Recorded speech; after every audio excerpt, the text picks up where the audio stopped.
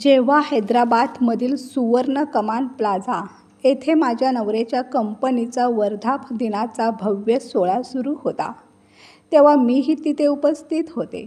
500 लोकांची गर्दी, मंचावर सोन्यासारख्या प्रकाशाची दिमाखदार लखलख आणि त्या चमकत्या वातावरणात माझ्या नजरेसमोर जे दृश्य उभं राहिलं, ते माझ्या आयुष्याची दिशा कायमची बदलून टाकणारं ठरलं. माझ्या नवऱ्याचा हात हातात घेऊन एक महिला त्याच्या शेजारी उभी होती. नाजूक रेशमी साडीने गुंडाळलेली, देखण्या दागिन्यांच्या मंद झगमगाटात उजळलेली. गळ्यातलं मंगळसूत्र तिच्या विवाहित ओळखीचं ठळक विधान करत होतं, तेही अविश्वसनीय आत्मविश्वासाने. मी शांतपणे त्यांच्या जवळ गेले.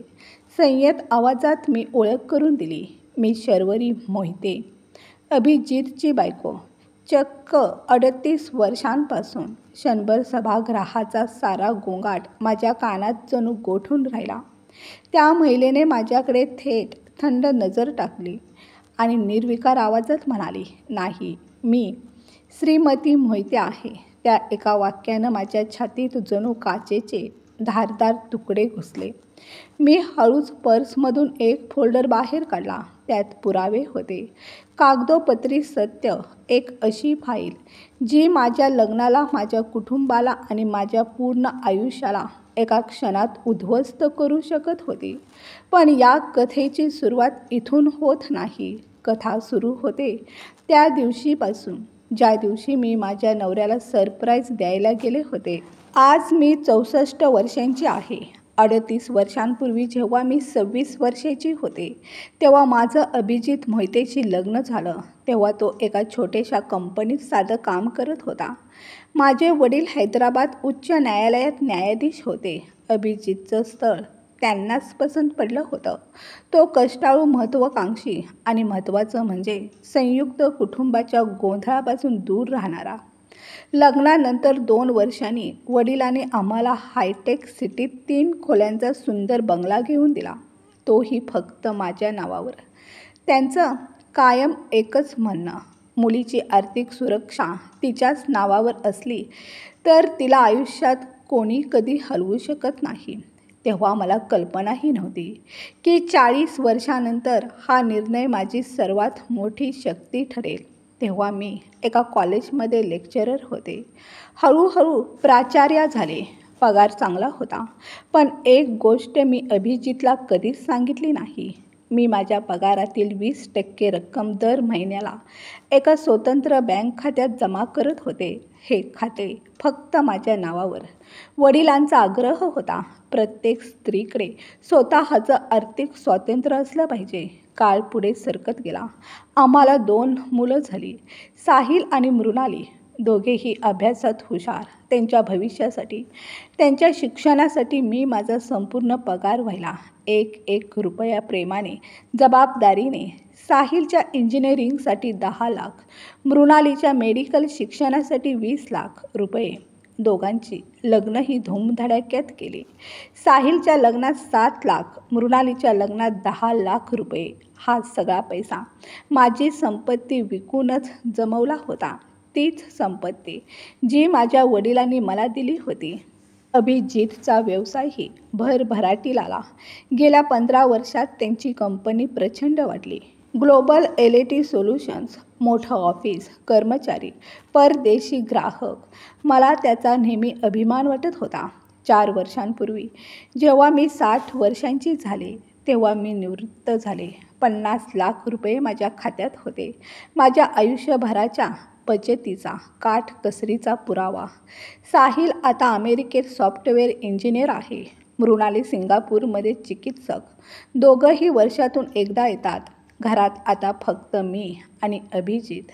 हायटेक सिटीतील आमचं मोठं घर सध्याच्या किमतीनुसार तब्बल 18 कोटींचं झालं होतं. पण एक शांतता गेल्या काही वर्षात घरात पसरत चालली होती. अभिजित पूर्वीपेक्षा खूप व्यस्त झाले होते. ते रात्री उशिरा घरी येऊ लागले होते.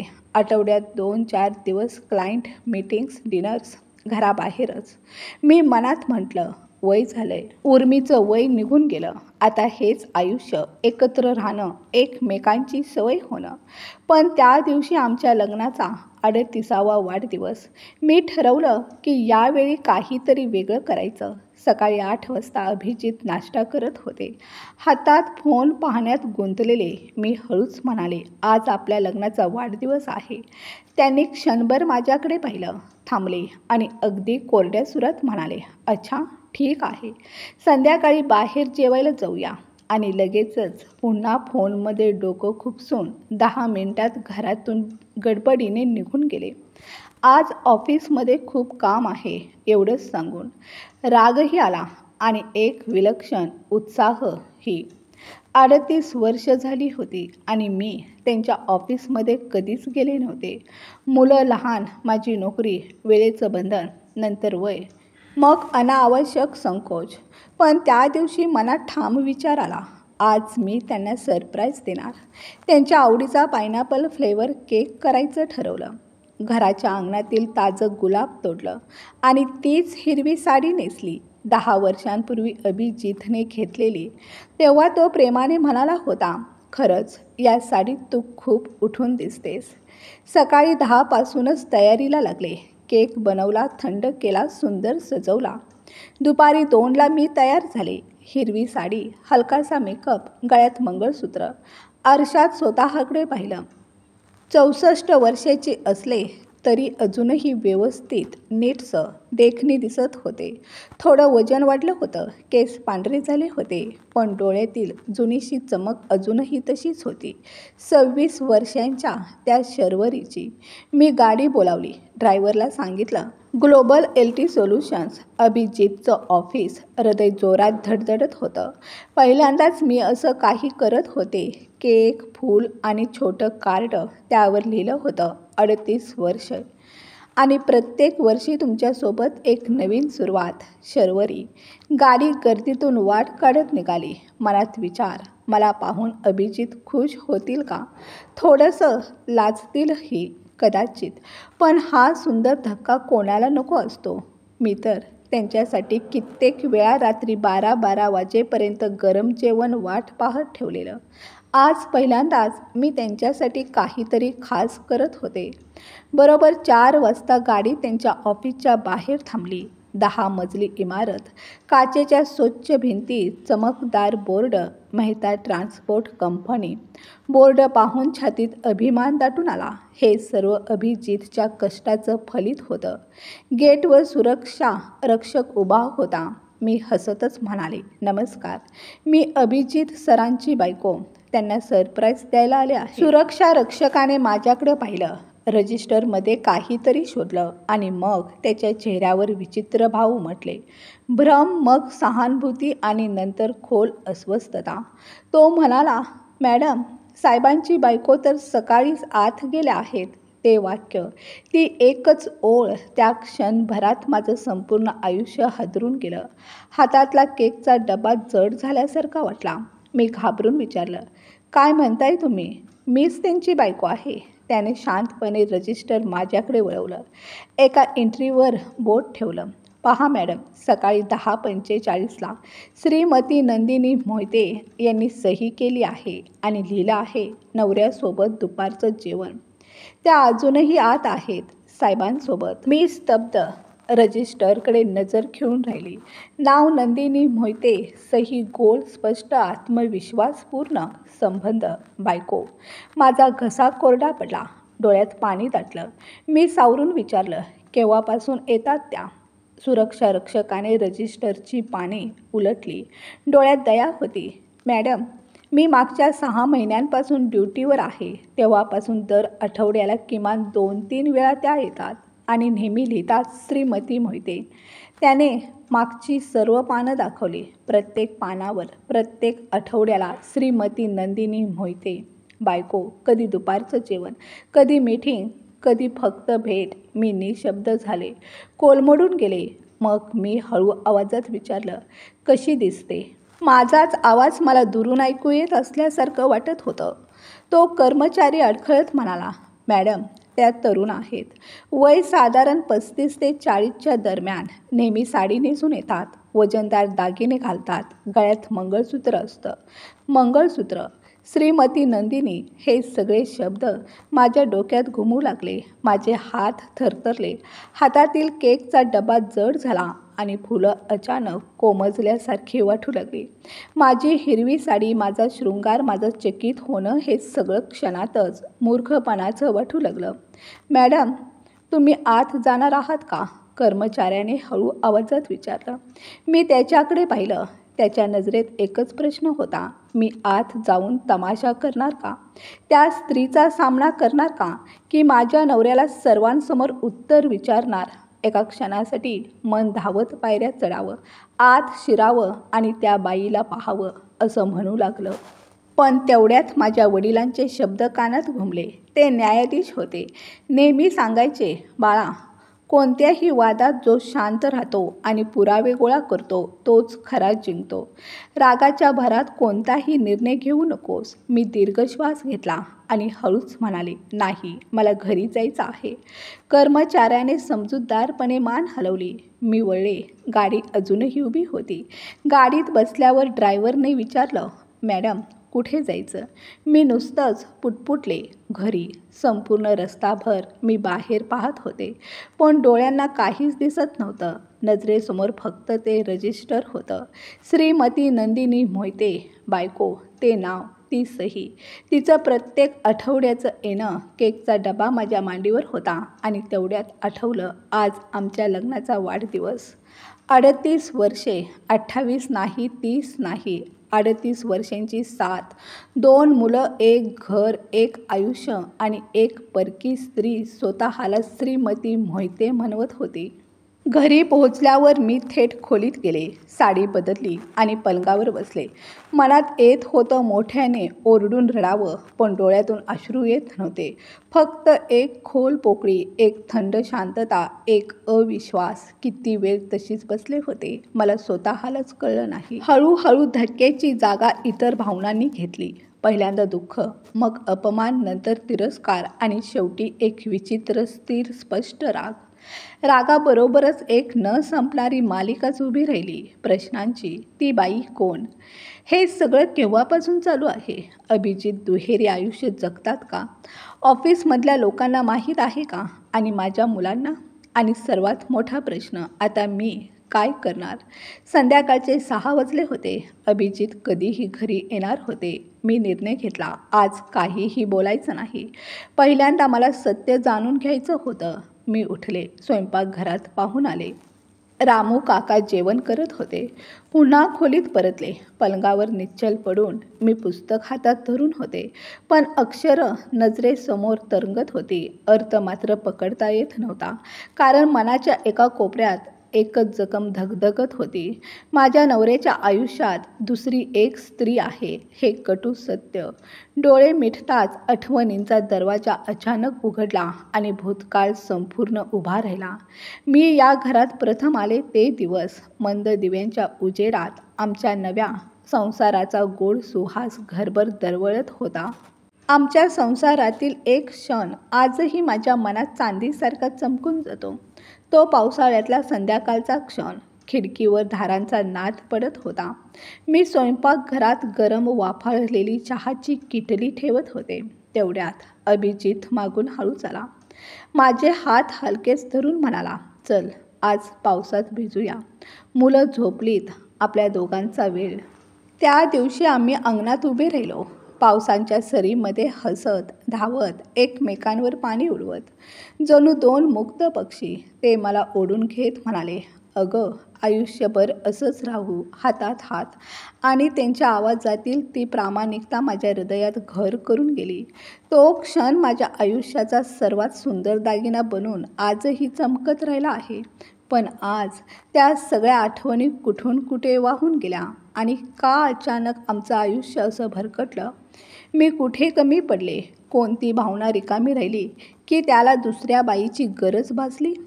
की आमचं नातंच हळूहळू दमून गेलं आणि मी ते ओळखू शकले नाही. या प्रश्नांच्या भाराखाली मन अगदी चिरडून जात होतं. अचानक काहीतरी आठवलं. मी कपाट उघडलं. वरच्या कप्प्यात ठेवलेली जुनी फाईल काढली. त्यातले सगळे पेपर मी एक एक करून पाहू लागले. घराचे कागद, माझ्या नावावर वडिलांनी मला दिलेलं हक्कपत्र, माझ्या फिक्स डिपॉझिटमध्ये 20 लाख, फक्त माझ्या नावावर संयुक्त खात्यात 12 लाख, मुलांच्या लग्नासाठी केलेल्या खर्चांची कागदपत्र आणि माझी जुनी मालमत्ता विकून आलेले 80 लाख. हे सर्व पाहत बसताना मनाच्या एका कोपऱ्यातून एकच प्रश्न उठला, खरंच माझ्याकडे काय आहे आणि अभिजितकडे नेमकं काय आहे? घर माझ्या नावावर, फिक्स डिपॉझिट माझ्या नावावर, माझ्या मालमत्तेचे पैसे माझ्या नावावर. अभिजितच्या नावावर फक्त कंपनी होती आणि आमचं संयुक्त खाते. जरी दोघांच्या नावावर असलं तरी त्याचा वापर मुख्यतः अभिजितच करत. मी सर्व पेपर परत ठेवले, पण यावेळी माझ्या मनातली भावना वेगळी होती. भीती नव्हती, उलट एक विचित्र सुरक्षिततेची जाणीव होती. माझ्याकडे काहीतरी आहे, मी संपूर्णपणे असहाय्य नाही. मी एक खोल श्वास घेतला. बरोबर 7 वाजता दरवाजेची बेल वाजली. अभिजित घरी आले. मी स्वयंपाकघरात होते. सामान्य आवाजातच म्हणाले, आलात? फ्रेश होऊन या, जेवायला वाटते. हो, 5 मिनिटात आलो, त्यांनी उत्तर दिलं. थोड्या वेळाने आम्ही दोघं डायनिंग टेबलावर बसलो. मी वाढलं. अभिजित शांतपणे जेवू लागले. मी मात्र त्यांच्याकडे पाहत राहिले. तोच चेहरा, 38 वर्षांपासून परिचित, त्याच सवयी, जेवणापूर्वी पाणी पिणं, चपातीचे छोटे तुकडे करणं आणि जेवताना फोनकडे पाहणं. मी विचारलं, आज दिवस कसा गेला? त्यांनी न पाहताच उत्तर दिला, खूपच व्यस्त. एक मोठी डील होती. मी शांतपणे पुढचा प्रश्न विचारला, दुपारी जेवलात ना? हो, ऑफिसमध्येच मागवलं होतं. त्यांचं उत्तर ऐकून मी मनातच हसले. एक कटू, व्यंगपूर्ण हसू. खोटं, हे स्पष्ट खोटं आहे. नंदिनीबरोबर जेवण केलं असेल, हा विचार डोक्यात आला, पण चेहऱ्यावर मी काहीच दाखवलं नाही. जेवण संपल्यावर अभिजित म्हणाले, थोडं काम आहे, मी स्टडी रूममध्ये बसतो, आणि निघून गेले. मी माझ्या खोलीत आले आणि विचार करू लागले. मनात हळूहळू एक योजना आकार घेत होती. पहिलं पाऊल माहिती गोळा करणं, दुसरं पाऊल पुरावे गोळा करणं, तिसरं पाऊल योग्य वेळ आली की ठरवेन. त्या रात्री मला झोप लागली नाही. अभिजित माझ्या शेजारी झोपले होते. त्यांच्या हलक्या खराट्यांचा आवाज येत होता. मी मात्र छताकडे पाहत विचारात राहिले. ती नंदिनी कोण आहे? हे सगळं केव्हापासून सुरू आहे? मला आधी कधी संशय का आला नाही? मग मला गेल्या काही वर्षातल्या गोष्टी आठवल्या. अभिजितचं नेहमी फोन सायलेंटवर ठेवणे, रात्री उशिरा घरी येणे, घरी येताच लगेच अंघोळीस जाणे, कधी कधी अंगावर वेगळ्या अत्तराचा सुगंध, आणि एकदा गाडीच्या डिक्कीत मिळालेले महिलांचे सनग्लासेस. त्यावेळी त्यांनी सांगितलं होतं, ग्राहकाचे राहिले असतील. हे सगळे संकेत होते, पण मी कदाचित पाहायलाच तयार नव्हते. दुसऱ्या दिवशी सकाळी अभिजित ऑफिसला जाताच मी पहिलं पाऊल उचललं. माझा फोन काढला. सर्वात आधी साहिलला फोन केला. अमेरिकेत रात्रीची वेळ. तो फक्त हो नाही मध्ये उत्तर देत होता. मी विचारलं, साहिल, तुला बाबांबद्दल कधी काही विचित्र वाटले का? माझा अर्थ एखाद्या महिलेबद्दल. फोनवर क्षणभर संपूर्ण शांतता. मग त्याचा आवाज, आई, असं का विचारत आहेस? काय झालं? काही नाही, फक्त असंच. तुझ्या कानावर काही आलं का? मी पुन्हा विचारलं, आई, मला भारतात येऊन वर्षभर झालं. बाबांशी फक्त फोनवर बोलणं होतं. पण आई, खरंच काय झालं? मी लगेच विषय टाळला. काही नाही रे बाळा, झोप आता. मग मी मृणालीला कॉल केला. तिनेही हेच सांगितलं. गेल्या वर्षी मी आले तेव्हा सगळं अगदी सामान्य होतं. मुलांना काहीच माहीत नव्हतं किंवा ते सांगत नव्हते. मी विचारातच स्टडी रूममध्ये गेले. अभिजितचा लॅपटॉप समोर होता, पण पासवर्ड? मी आमच्या लग्नाची तारीख टाकली, चुकीचा. अभिजितची जन्मतारीख टाकली, तरीही चुकीचा. मग मला अचानक आठवलं आमचा जुना लँडलाईन फोन 10 वर्षांपूर्वीचा. मी प्रयत्न केला आणि लॅपटॉपची स्क्रीन उघडली. माझे हात थरथर कापत होते. मी ईमेल बॉक्स उघडला. सेंटमध्ये ईमेल पाहिले. सध्याचे मेसेज चाळले आणि मग माझ्या नजरेस पडलं अभिनंदिनी मोहिते @ एका मागोमाग एक पाठवलेले संदेश. Good morning Nandini. कालची रात्र अद्भुत होती. तुला कसं वाटलं? सोबत एक हसणारी इमोजी. तुझी आठवण येत आहे. तुला भेटायला आतुर झालो आहे. हा मेसेज वाचताना माझ्या अंगावर काटा आला. मला स्वतःच्याच शरीराची घृणा जाणवू लागली. मी 2 मिनिटे डोळे घट्ट मिटून घेतले. एक दीर्घ श्वास घेतला. पण हृदय जोरजोराने धडधडत होतं. मनामध्ये प्रश्नांचा भडीमार. शर्वरी, तू काय करतेस? विश्वास नसतानाही हे सगळं वाचतेस का? तरी देखील मी मेसेज स्क्रोल करत राहिले. 1 वर्ष मागे. नाही 2, नाही 5. मी एक मेसेज उघडला. तो 4 वर्षांपूर्वीचा होता. त्यात एक फोटो होता. मी फोटोवर क्लिक केलं. स्क्रीनवर तो फोटो उमटला. अभिजित आणि एक तरुण सुंदर महिला हॉटेलमध्ये बसून हसत होते. अभिजितचा हात तिच्या खांद्यावर. मी आणखी मेसेज उघडले. एका मेसेजमध्ये संपत्तीच्या कागदांची प्रत होती. Open city, crystal lake road, golden arch township, sector 5. Abhijit Mohite आणि नंदिनी कदम. ओपन सिटीमध्ये घर. कोणत्या पैशाने? कधी? मी अजून शोधण्याचा प्रयत्न केला. एका मेसेजमध्ये बँकेचा तपशील होता. आमच्या संयुक्त खात्यातून गेल्या 6 महिन्यात वारंवार लाखोंची रक्कम काढलेली आणि हे सर्व व्यवहार अभिजितनेच केलेले. सगळं स्पष्ट होत होतं. पण अजूनही मला विश्वास बसत नव्हता की हे सगळं माझ्याच आयुष्यात घडत आहे. 38 वर्ष ज्याने माझ्यासोबत घालवली. पण रडण्याची वेळ नव्हती. यावेळी मला काम करायचं होतं. मी लगेच माझा एक नवीन ईमेल ID तयार केला. सगळे ईमेल, प्रत्येक फोटो, प्रत्येक दस्तऐवज सर्व माझ्या ID वर फॉरवर्ड केले आणि मग मोबाईलने लॅपटॉप स्क्रीनचे फोटो घेतले. पुढे पुरावा म्हणून उपयोगी पडण्यासाठी हे सगळं पूर्ण करायला मला 3 तास लागले. उठले तेव्हा पाठीमध्ये वेदना बोचत होत्या. पण आता माझ्याकडे पुरावे होते. आता पुढचं पाऊल काय? मला कायदेशीर सल्ल्याची गरज होती. आणि त्याच क्षणी मला आठवल्या बाबांच्या ओळखीच्या नलिनी जाधव. त्या अजूनही वकिली करतात. कौटुंबिक प्रकरणामध्ये तज्ज्ञ. 10 वर्षात त्यांना पाहिलंही नव्हतं. पण माझ्याकडे त्यांचा नंबर होता. मी कॉल केला. 3-4 रिंग्स नंतर त्यांनी फोन उचलला. हॅलो नलिनी काकू, मी शर्वरी बोलते. न्यायाधीश प्रकाश जगतापांची मुलगी. अगं शर्वरी, कशी आहेस बाळा? एवढ्या दिवसांनी आठवण कशी झाली? थोडी सामान्य चर्चा झाल्यावर मी थेट मुद्द्यावर आले. काकू, मला तुमची मदत हवी आहे. तुमचा सल्ला हवा आहे. त्यांचा आवाज अचानक गंभीर झाला. काय झालं बाळा? फोनवर सांगणं योग्य नाही. मी तुम्हाला भेटू शकते का? का नाही? उद्या सकाळी 10 वाजता माझ्या ऑफिसमध्ये ये. मी ऑफिसमध्येच असेन. ठीक आहे काकू, धन्यवाद, मी म्हणाले आणि फोन ठेवला. त्या दिवशी मी स्वतःला पूर्णपणे सामान्य दाखवलं. नेहमीचीच दिनचर्या. पेपर वाचणं, टीव्हीवर बातम्या, रामू काकांना सूचना देणं आणि आमचा शेरू. मुलांनी जीवापाड लाडका केलेला. त्याला फिरवायला नेणं. जणू काही घडलंच नव्हतं. पण माझ्या मेंदूत मात्र योजना तयार होत होत्या. संध्याकाळी अभिजित घरी आले. मी त्यांच्याकडे नीट पाहत होते. त्यांचं बोलणं, चालणं, फोनवरचे संवाद, कधी कधी विनाकारण हसणं, प्रत्येक गोष्ट आता मला वेगळी दिसत होती. जेवताना ते अचानक म्हणाले, पुढच्या महिन्यात कंपनीचा 25वा वाढदिवस आहे. मोठा कार्यक्रम ठेवतोय. सुवर्ण कमान प्लाझा येथे. मी लगेच म्हणाले, अच्छा, मग मीही येणार.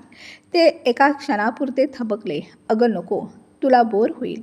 तिथे ऑफिसमधले लोक, व्यवसायाच्या चर्चा, तू घरीच राहिलेलं बरं. मी हसले. ठीक आहे. पण मनात फक्त एक विचार धडकत होता. मला घेऊन कसं जाणार? तिथे नंदिनी असणार. दुसऱ्या दिवशी सकाळी मी नलिनी काकूंच्या ऑफिसमध्ये पोहोचले. त्यांचं ऑफिस छोटंसं होतं, पण अतिशय नीटनेटके. भिंतीवर कायद्याच्या पदव्या, प्रमाणपत्र आणि काही कौटुंबिक फोटो लावलेले होते. नलिनी काकूंनी मला उबदार आलिंगन देऊन स्वागत केलं आणि विचारलं, बस बाळा, चहा घेणार का? नको काकू, थँक्यू. मी हलकंसं हसत म्हणाले. आम्ही दोघी खुर्चीवर बसलो. त्यांनी एका पांढऱ्या कागदावर पेन ठेवत विचारलं, चल आता नीट सांग, नेमकी समस्या काय आहे? मी बोलायला सुरुवात केली. वाढदिवसाचा दिवस, गेटवरील वॉचमॅनचा भ्रम, रजिस्टरमधील नंदिनीचं नाव, ईमेल्स, बँकेचे व्यवहार, ओपन सिटीतील घर. मी ज्या क्रमाने ते अनुभवले होते त्या क्रमाने सगळं काही त्यांना सांगितलं. काकू अतिशय लक्षपूर्वक ऐकत होत्या, मध्ये मध्ये प्रश्न विचारत होत्या. मी बोलणं थांबवल्यावर त्यांनी शांत स्वरात विचारलं, शर्वरी, तुझ्याजवळ पुरावे काय काय आहेत? मी मोबाईल काढला, ईमेल्स दाखवले, फोटो दाखवले, कागदपत्रे दाखवले. त्यांनी सगळं नीट तपासलं. मग गंभीर आवाजात म्हणाल्या, हे खूप गंभीर प्रकरण आहे बाळा. कायदेशीरदृष्ट्या हे द्विविवाहाचा गुन्हा आहे. भारतीय दंडसंहितेच्या कलम 494 अंतर्गत तुझ्या नवऱ्याला 7 वर्षांपर्यंत शिक्षा होऊ शकते. मी हळूच विचारलं, पण कदाचित त्याने तिच्याशी लग्न केलं नसेल ना? काकूने एक सुस्कारा सोडला. ते तर तपासल्याशिवाय कळणार नाही, पण तो जे करतो आहे, एखाद्या स्त्रीला पत्नी म्हणून सगळ्यांसमोर मिरवणं, तिच्या नावाने आर्थिक व्यवहार करणं, हे सर्व फसवणुकीत मोडतं. आणि जर कोणतेही बनावट कागदपत्र तयार केले असतील तर गुन्हा आणखीच गंभीर ठरतो. मी निर्विकार बसून सगळं ऐकत होते. माझ्या मनातला आधार जणू कोसळतच होता.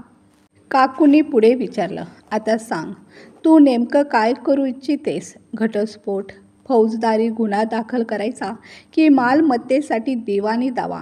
मी दीर्घ श्वास घेतला. काकू, मला आत्ताच्या क्षणी काही ठाम सांगता येणार नाही. मला प्रथम सत्य जाणून घ्यायचं आहे आणि माझी सुरक्षा हवी आहे. माझं घर, माझे पैसे, सगळं सुरक्षित राहणं गरजेचं आहे. अगदी योग्य विचार, काकू मान हलवत म्हणाल्या. सुरक्षा सर्वात महत्त्वाची, त्यापुढे समजावत म्हणाल्या. पहिलं, तुझ्या फिक्स्ड डिपॉझिटची नियमित पाहणी कर. प्रत्येक व्यवहाराची नोंद ठेव. दुसरं, तुझ्या स्वतःच्या खात्याची सुरक्षा वाढव. वारस बदल, पासवर्ड बदल. तिसरं, अजून पुरावे गोळा कर. मला त्या नंदिनीबद्दल सर्व तपशील हवेत. ती कोण, कधीपासून हे सगळं सुरू आहे, तिला तुझ्याबद्दल माहीत आहे का, हे सगळं शोधणं गरजेचं आहे. मी चिंतेने विचारलं, हे सगळं मी कसं शोधू? काकू तात्काळ म्हणाल्या, एक प्रायव्हेट जासूस, माझ्या ओळखीचा एक विश्वासू माणूस आहे. तो पूर्ण गोपनीयतेने तुझ्यासाठी सविस्तर रिपोर्ट तयार करेल. हे ऐकून माझ्या अंगावर शहारे आले. हे पाऊल मोठं होतं, पण तेवढंच आवश्यकही होतं. ठीक आहे, मी हळूच म्हणाले, जासूस पाठवा. काकूनी समाधानाने मान हलवली. आणि अजून एक गोष्ट, तपास सुरू असताना तुझ्या नवऱ्याला याबद्दल काहीच कळू देऊ नकोस. अगदी नेहमीसारखंच वाग. हे फार महत्त्वाचं आहे. हो, समजलं, मी निश्चितपणे म्हणाले. त्या आणखी एका गोष्टीवर भर देत म्हणाल्या, आणि शर्वरी, कोणताही कागद, कोणताही फॉर्म, कोणतेही दस्तावेज सही करण्यापूर्वी मला दाखव. एकही सही माझ्या परवानगीशिवाय करू नकोस. मी चकित झाले. कागद? अचानक कशाला? त्यांचा आवाज अधिक गंभीर झाला. कारण बाळा, जर तुझा नवरा इतकं मोठं जाळं विणत असेल तर तो लवकरच काही मोठं पाऊल उचलू शकतो. मालमत्ता हस्तांतरण, बनावट कर्ज, खोटी करारनामा, काहीही. त्या सावधगिरीने म्हणाल्या, सतर्क राहा.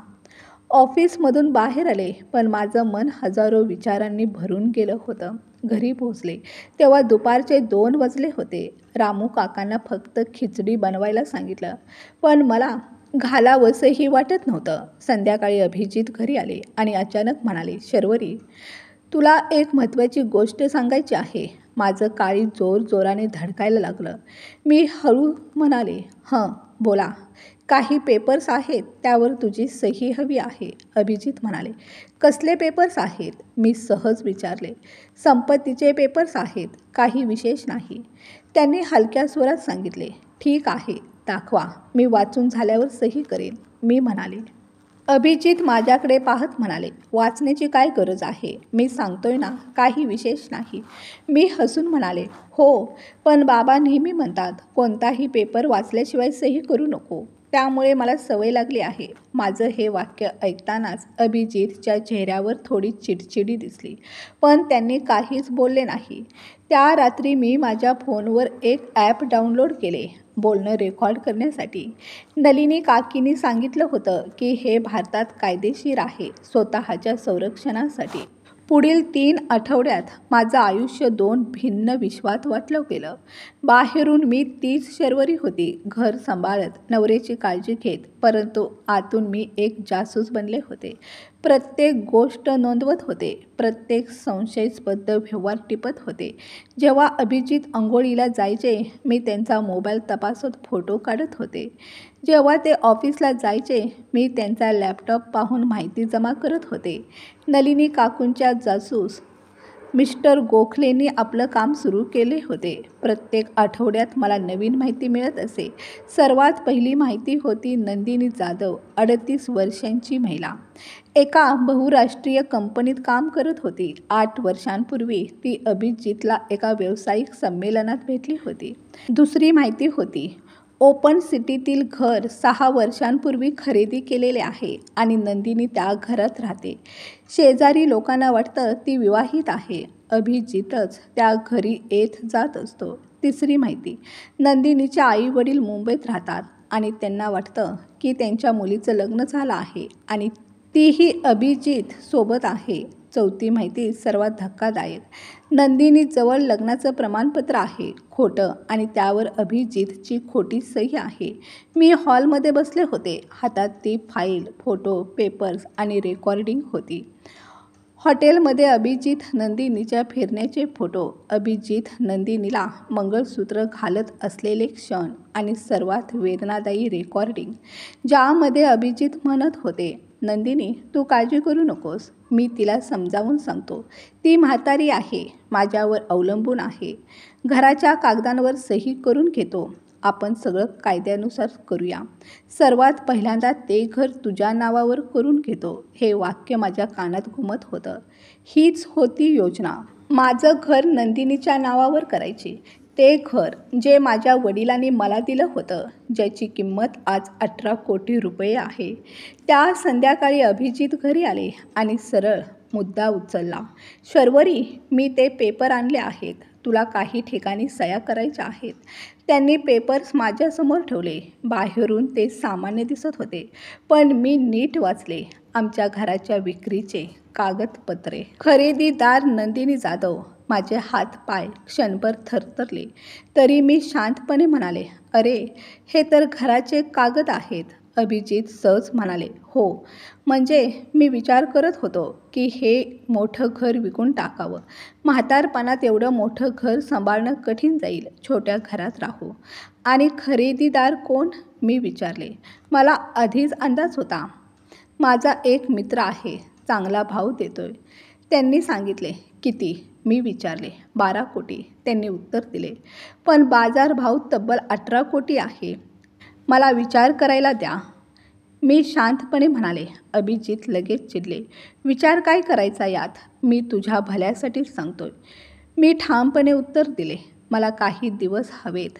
ते रागाने उठले आणि म्हणाले, तुझी नेहमी हीच समस्या, माझं काहीच ऐकत नाहीस. ही घटना 38 वर्षांमध्ये पहिल्यांदाच घडली होती. अभिजित माझ्याशी अशा स्वरात बोलले होते. पुढच्या काही दिवसात त्यांचं वागणं बदलत गेलं. पहिले मधुर, मग चिडचिडे आणि नंतर मागण्या करणारे. ते पुन्हा चिडून म्हणाले, तू सही का करत नाहीस? माझ्यावर विश्वास नाही का? प्रश्न विश्वासाचा नाही, मी शांतपणे उत्तरले. मी फक्त विचार करते. हे घर माझ्या बाबांची आठवण आहे. अभिजित म्हणाले, यात काय विचार करायचं? मी तुझा नवरा आहे. मी काही चुकीचं करणार नाही. परंतु मी माझे विचार बदलले नाहीत. जितका मी विरोध करत गेले, तितकं अभिजित अधिक उग्र होत गेले. याच दरम्यान नलिनी काकू आणि माझी योजना सुरू होती. आम्ही सर्व पुरावे व्यवस्थित गोळा केले. बँकेचे व्यवहार, ईमेल्स, फोटो, रेकॉर्डिंग आणि जासूस मिस्टर गोखले यांचा रिपोर्ट, सगळं काही योग्य कायद्याच्या फाईलमध्ये ठेवलं. नलिनी काकू म्हणाले, शर्वरी, आता तुला निर्णय घ्यायचा आहे. तू कोणता खटला करणार आहेस? फसवणुकीचा? मी विचार करून म्हणाले, काकू, मला वाटतं सत्य समोर यावं. त्या स्त्रीला देखील माहीत व्हावं की अभिजितने तिला फसवलं आहे आणि हे सगळं सार्वजनिक पद्धतीने व्हावं. म्हणजे पुन्हा कोणत्या स्त्रीसोबत अशी फसवणूक होणार नाही. नलिनी काकू म्हणाल्या, आपल्याला एक अचूक क्षण हवा आहे. असा क्षण जिथे लोक साक्षीदार ठरतील.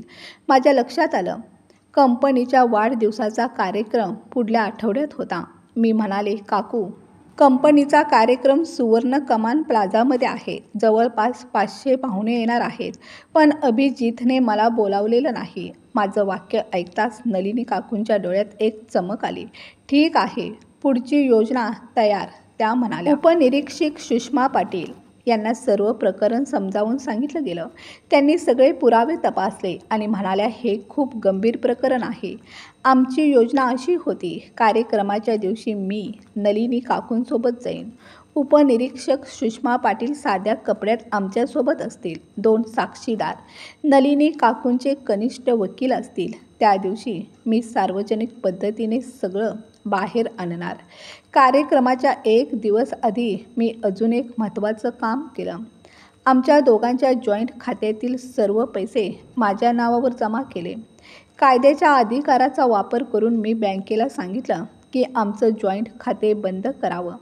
मुलांना बोलावून सगळी परिस्थिती समजावून सांगितली. सुरुवातीला धक्का, नंतर राग आणि शेवटी माझं समर्थन. साहिल म्हणाला, आई, तू कोणताही निर्णय घे, आम्ही तुझ्याबरोबर आहोत. मृणाली म्हणाली, आई, तू सशक्त आहेस, आम्हाला माहीत आहे. मुलांचं हे समर्थन ऐकून माझं धाडस वाढलं. कार्यक्रमाच्या दिवशी सकाळपासूनच माझं हृदय जोरजोराने धडधडत होतं. अभिजित ऑफिसला जाण्यासाठी तयार होत होते. नवीन सूट, सुगंधित परफ्यूम, आनंदी चेहरा. आज कार्यक्रम आहे ना? मी विचारले. हो, खूप मोठा कार्यक्रम आहे. कंपनीला 25 वर्षे पूर्ण होत आहेत, ते म्हणाले. घरी केव्हा येणार? मी विचारले. रात्री उशिरा. तू झोपून जा, ते म्हणाले आणि मोबाईल हातात घेऊन न पाहता निघून गेले. अभिजित गेले, मीही तयारीला लागले. संध्याकाळी 6 वाजता मी माझी सर्वात आवडती कांजीवरम साडी नेसली, जी माझ्या लग्नात घेतली होती. सोन्याचे दागिने आणि सर्वात महत्त्वाचं माझं मंगळसूत्र. खरं सोन्याचं, 38 वर्ष जुनं. नलिनी काकू, उपनिरीक्षक सुषमा पाटील आणि 2 साक्षीदार माझ्या घरी आले. आम्ही सगळेजण जणू एखाद्या युद्धावर निघालो आहोत अशा गंभीरतेने एका गाडीत बसलो. रस्त्यात नलिनी काकूंनी हलक्या आवाजात विचारलं, शर्वरी, तुला भीती वाटते का? हो, मी प्रामाणिकपणे म्हणाले. पण मला ठाऊक आहे, आपण जे करत आहोत ते अगदी योग्य आहे, अगदी बरोबर आहे. नलिनी काकूंनी माझा हात आपल्या हातात घट्ट धरला. आम्ही सुवर्ण कमान प्लाझामध्ये पोहोचलो तेव्हा सुमारे 7 वाजले होते. आतल्या भव्य हॉलमध्ये कार्यक्रम रंगात आला होता. सौम्य संगीत, प्रकाशांची झगमग, नाजूक सजावट आणि सूट बूट घातलेले अनेक मान्यवर पाहुणे.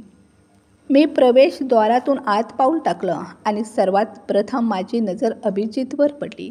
ते स्टेजजवळ उभे होते. त्यांच्या शेजारी एक महिला, नाजूक रेशमी साडीत गुंढळलेली, देखण्या दागिन्यांच्या मंद तेजात उजळलेली. नंदिनी.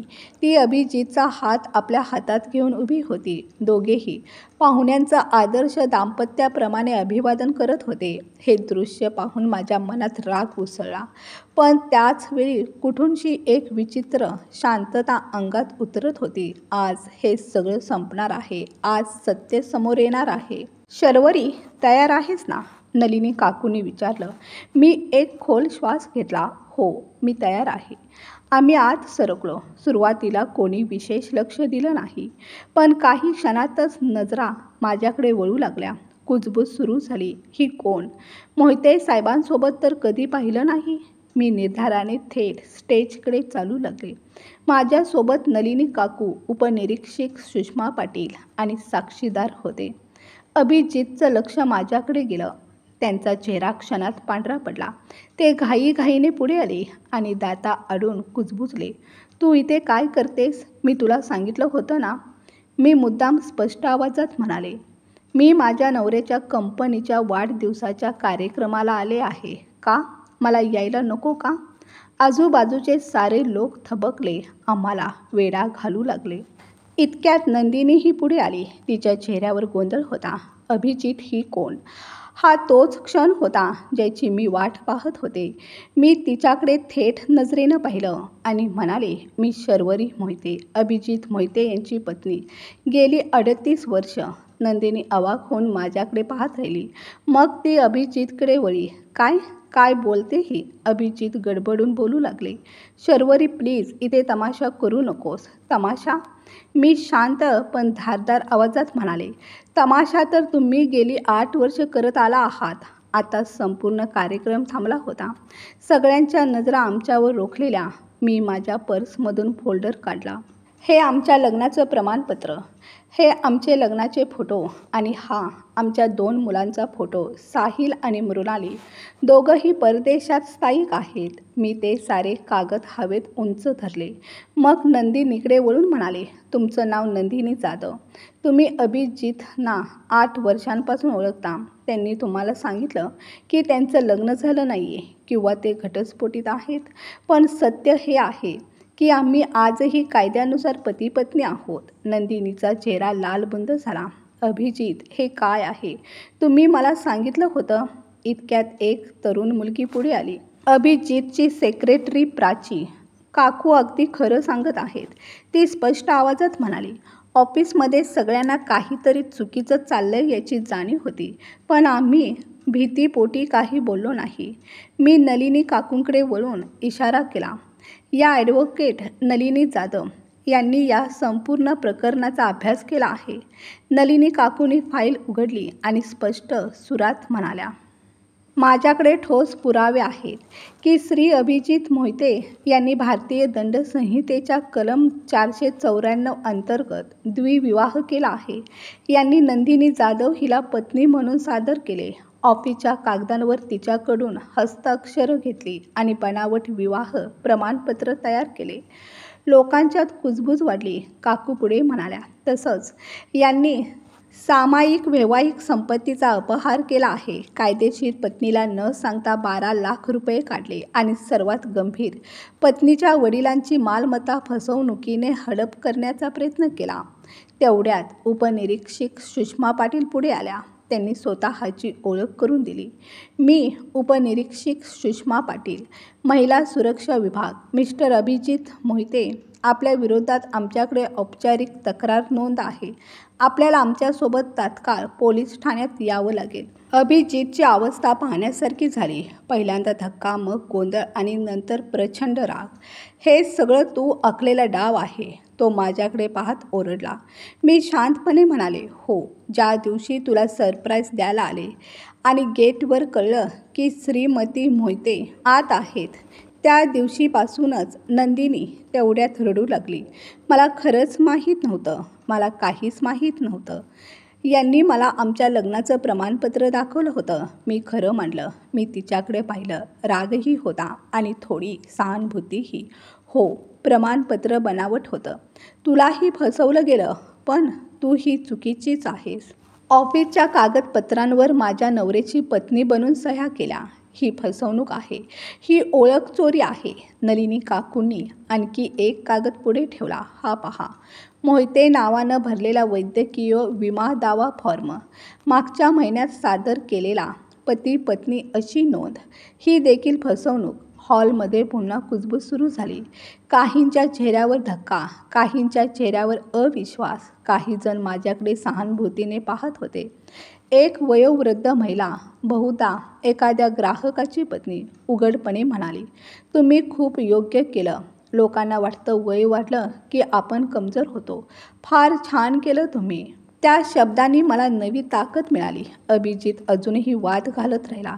हे सर्व फुगवून सांगितलेलं आहे. मी माझ्या पत्नीला व्यवस्थित ठेवणार होतो. ठेवणार?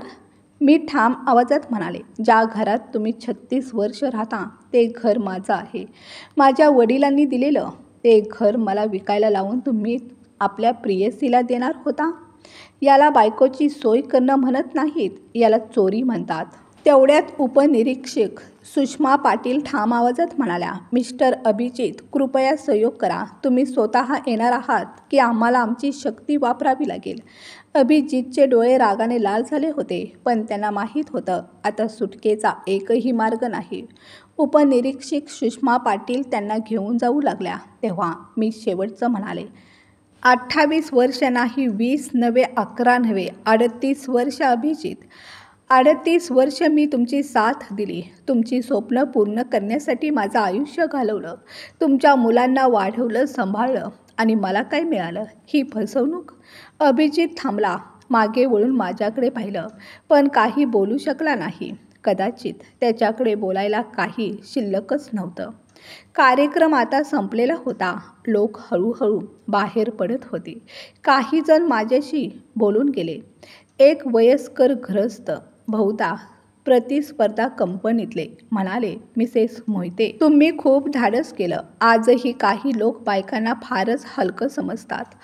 ऑफिसमध्ये काम करणारी एक तरुण मुलगी तर रडतच म्हणाली, मॅडम, मला माहीत होतं काहीतरी चुकीचं आहे, पण मी काहीच करू शकले नाही. प्लीज मला माफ करा. मी तिचा हात धरला. बाळा, तुझी काही चूक नव्हती. नंदिनीही तिथेच उभी होती, पूर्णपणे कोलमडलेली. तिचे मित्र तिला घेऊन गेले. मी बाहेर पडले तेव्हा रात्रीचे 10 वाजले होते. गाडीत बसताच जाणवलं, हे सगळं आता संपलं. सगळ्यात मोठ्या वादळाला मी आज सामोरे गेले होते. शर्वरी, काय विचार करतेस? नलिनी काकूंनी विचारलं. मी दीर्घ श्वास घेतला. काय बोलू? रिकामेपणा, थकवा, पण मनावरचं ओझं उतरल्यासारखं वाटतंय. आता काय होणार? मी हळू आवाजात विचारलं. नलिनी काकू शांतपणे म्हणाल्या, आता कायदेशीर प्रक्रिया सुरू होईल. द्विविवाह आणि फसवणुकीचा गुन्हा त्यांच्यावर नोंदवला जाईल. तुमचं जॉईंट अकाउंट आधीच बंद केलं आहे. तुझं घर, फिक्स्ड डिपॉझिट, सगळं सुरक्षित आहे. आणि हो, आता घटस्फोटाची प्रक्रिया देखील सुरू करावी लागेल. मी हलकेच मान हलवली. आणि नंदिनी? मी विचारलं. तिच्यावरही फसवणूक आणि ओळख चोरीचा गुन्हा दाखल होईल. पण नलिनी काकूंनी क्षणभर थांबत पुढे सांगितलं, जर ती सहकार्य करेल आणि तिलाही फसवण्यात आलं होतं हे कबूल करेल तर तिची शिक्षा कमी होऊ शकते. घरी पोहोचल्यावर मी साडी बदलली, दागिने काढून ठेवले आणि कितीतरी आठवड्यानंतर पहिल्यांदाच मला गाढ झोप लागली. भीती नव्हती, चिंता नव्हती, मन शांत होतं. पुढच्या काही दिवसात खूप काही घडलं. अभिजितला बेल मिळाली, पण त्याच्या विरुद्धचा खटला सुरूच होता. नंदिनीला देखील चौकशीसाठी बोलावलं गेलं. अखेर तिनं कबूल केलं की तिला अभिजितच्या पहिल्या लग्नाबद्दल काहीच माहिती नव्हती आणि तिला दाखवलेलं लग्नाचं प्रमाणपत्र खोटं होतं. माझ्या मुलांनी माझ्या पाठीशी ठामपणे उभं राहून साथ दिली. साहिलनं एका सुनावणीत साक्ष दिली, मृणालीनंही, आणि सर्वात मोठी गोष्ट म्हणजे माझं बँक खातं, माझं घर, सगळं माझ्या नावावर सुरक्षित होतं. अभिजितला त्यावर कोणताही अधिकार नव्हता. 2 महिन्यानंतर आमचा घटस्फोट झाला. कोर्टाने अभिजितला दोषी ठरवत 3 वर्षांची शिक्षा सुनावली आणि माझे सर्व कायदेशीर खर्च भरायला सांगितले. नंदिनीलाही शिक्षा झाली, पण तिने सहकार्य केल्यामुळे तिची शिक्षा कमी होती. आज 6 महिन्यानंतर मी पुन्हा त्याच हायटेक सिटीतील माझ्या घरात राहते. परंतु आता हे घर फक्त माझं आहे. मी माझ्या अटींवर, माझ्या नियमांवर आयुष्य जगायला नवी सुरुवात केली आहे. मी एका महिला सहयोग समूहात सहभागी झाली आहे, जिथे मी इतर वयोगटातील महिलांना त्यांच्या अधिकारांबद्दल जागरूक करते. हाताशी असलेल्या पैशातून मी एक छोटा व्यवसाय सुरू केला, घरी बनवलेले पापड आणि लोणची. माझी मुलं आता वर्षातून 2दा भेट देतात. नातं हळूहळू पुन्हा नीटसं होत आहे.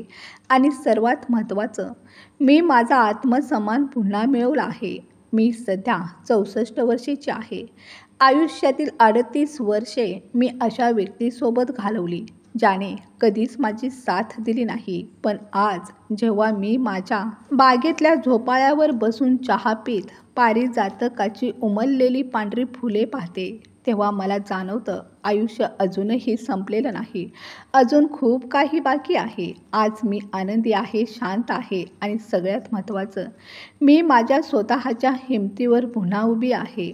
पारिजातकाच्या सुवासाने भरलेल्या त्या शांत वातावरणात मी झोपाळ्यावर हलकेच डोलत बसले होते. माझ्या कपातील चहा थोडा थोडा थंड होत होता.